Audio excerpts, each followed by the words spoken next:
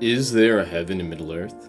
There's a famous scene in The Return of the King when the city of Minas Tirith is almost entirely overwhelmed by Sauron's orc infantry units. Pippin was terrified and he couldn't quite seem to comprehend that his death was pretty near. With no hope left at all, he turned to Gandalf and said, "I didn't think it would end this way." And Gandalf, knowing much more about the world than he's ever let a mortal know, revealed that death wasn't the end. There was actually more. He told Pippin, "The gray rain curtain of this world rolls back, and all turns to silver glass, and then you see it, white shores, and beyond, a far green country under a swift sunrise." Now, was Gandalf just trying to downplay the horror of what was about to happen as the orcs poured in? Or was the old wizard actually telling the truth? Was there actually life after death for the mortals of Middle-earth? That's what we're going to discuss today, because not only was Gandalf telling the truth, but there's more. In Tolkien's universe, there were actually two types of heaven. But we're getting a bit ahead of ourselves. I guess we should start with how all things usually end: death. In Middle-earth, when a being dies, their soul is permanently separated from their body. Their physical form dies and returns to Arda, the name of Tolkien's Earth, and their spirit is freed. Now, not every creature has a soul. Today we're going to be talking about some of the ones that do though, elves, men, ents, hobbits, and dwarves. Now, when their soul separates from their body, they don't immediately get into Tolkien's heaven. Instead, they feel a type of calling. Kind of like the draw of the shining white light we imagine during death in the real world, the beings of Middle-earth feel a similar pull. This is called the Summons of Mondos by most, and you've seen me cover it in the video about Hell in Middle-earth, but here I'm going to give you a quick explanation again, because Mondos is a god in Valinor, the kingdom of gods in Tolkien's universe, and Mondos controls the fates of all spirits. In the kingdom of Valinor, he's in charge of the gathering place for recently departed souls, in which every spirit must pass after it dies. If we try to imagine a type of heaven in Tolkien's world, then this is definitely one. And so when we say that there are basically two types of heavens, first we'll say that one is the Hall of Mondos. And the reason is pretty simple. It's because it's the home for all beings after their death. Now, before we talk about the Halls of Mondos any further, it's important to remember that spirits could refuse the summons. Elves were the main ones who did this. It's often said that men simply didn't possess the free will after their own deaths, and therefore they couldn't actually reject the Summons of Mondos. Instead, their spirits were obligated to leave Middle-earth. Unless they were cursed, of course, because cursed men, or the spirits of men who were corrupted in some way by Sauron's evil, could actually remain.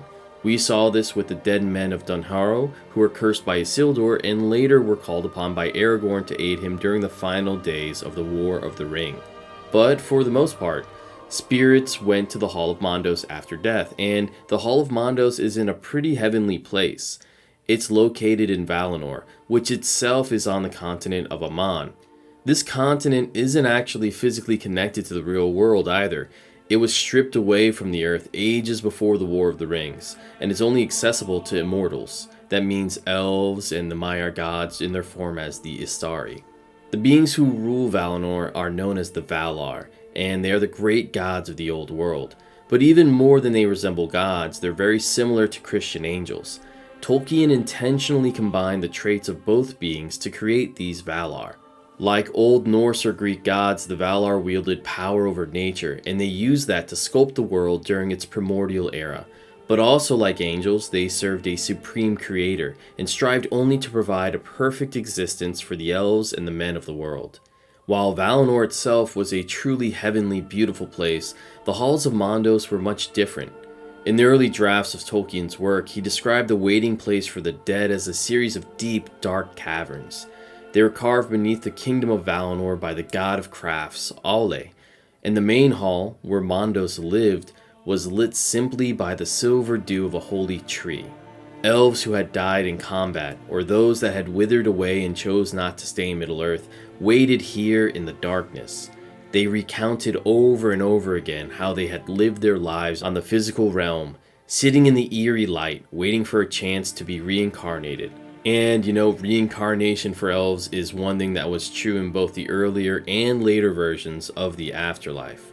Tolkien wrote that after waiting in the Halls of Mondos for a certain amount of time, elves could actually choose to re-inhabit a physical body. If they did, they would be free to walk around the Kingdom of Valinor until the end of time. And again, the Kingdom of Valinor is the holy land of the earthbound gods of Tolkien's universe. The afterlife, at least for the elves, was pretty on par with a traditional concept of heaven. A beautiful kingdom of white stones, powerful angels, and bliss until the end of time. But for men, their fate was a little more uncertain. You see, they were summoned to the Halls of Mondos just like the elves, but nobody knew what happened to them after that. It was almost like it was just a waiting place for human souls because they quickly were forced to depart, and none of the gods even knew where they went. This was known as the gift of Eru Iluvatar, a true death.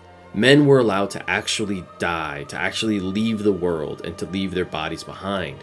And for their spirits, they were allowed to go beyond the realm of space and time that made up Tolkien's universe. Or at least that's what it seemed. If the spirits of men actually did go beyond this universe, then there's really only one place they could have gone. And it's the second place that you might call heaven in Tolkien's writing. This was known as the Timeless Halls. This is the realm of Eru Iluvatar, the supreme creator of the universe in Tolkien's work. He was here before the creation of the Valar gods, and before the universe itself. In fact, he created everything and everyone. The Valar and Mayar, the earthly gods of the Kingdom of Valinor, originally came from the Timeless Halls. They were among the many angelic creatures that Iluvatar created before the universe. Only after the universe was created did the Valar then decide that they wanted to help in refining it, so they descended into the physical realm after that point. But many of those initial gods stayed behind with Iluvatar in the Timeless Halls. And there, like an angelic choir, they waited, observing the universe. It is thought that the souls of men might rest in the Timeless Halls with their creator after death. Since they don't continue life as the elves do, men can't just will their spirits to stay behind in Middle-earth, nor can they linger in the Halls of Mondos or even become resurrected on Valinor. The Timeless Halls seems like the only logical place that they could wind up. Now, if we compare the two heavens in Tolkien's universe, then we'll find that they each share some of the attributes that our own real-world beliefs have. Thanks for checking out this video, guys. I hope you enjoyed it, and I'll catch you guys next time. See ya.